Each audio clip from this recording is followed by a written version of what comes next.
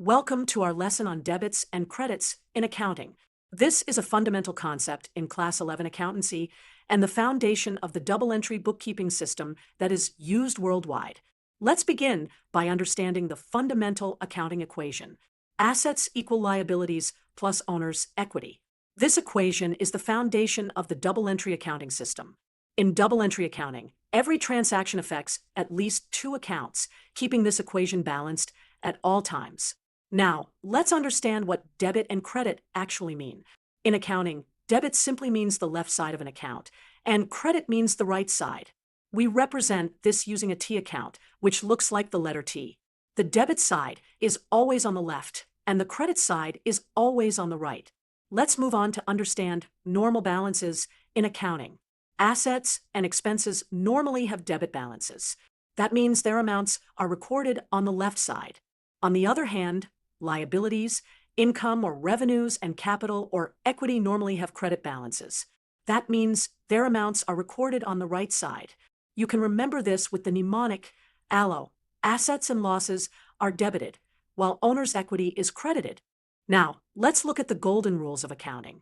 There are three golden rules, one for each type of account: personal accounts, real accounts, and nominal accounts. Let's understand each of them. For personal accounts, the rule is debit the receiver, credit the giver. Let's take an example. If you pay 5,000 rupees to Ram, then Ram's account, which is receiving the money, is debited, and cash account is credited because it's giving the money.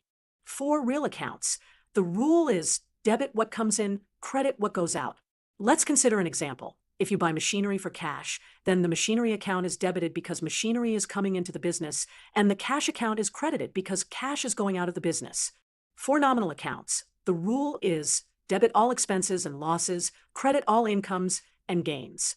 Let's look at an example. If you earn a commission of 2,000 rupees, then commission income account is credited because it's an income, and the cash or bank account is debited because it's receiving the money. Let's look at some additional examples to solidify our understanding. Example 1. Owner invests 100,000 rupees in the business.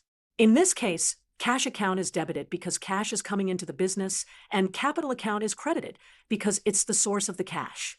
Example 2. Rent paid 10,000 rupees. Here, rent expense account is debited because it's an expense, and cash account is credited because cash is going out. Example 3.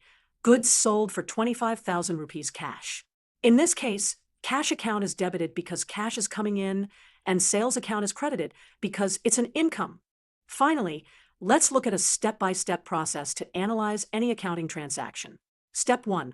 Identify the accounts affected in the transaction. Step 2. Classify each account as an asset, liability, equity, expense, or income. Step 3. Apply the appropriate golden rule to decide which account to debit and which account to credit. To summarize, understanding debits and credits is essential for mastering accounting.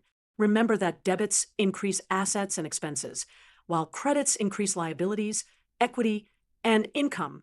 Always keep the accounting equation balanced. Assets equal liabilities plus owner's equity. Thank you for watching this video on debits and credits in accounting. Keep practicing with various transactions to strengthen your understanding and skills.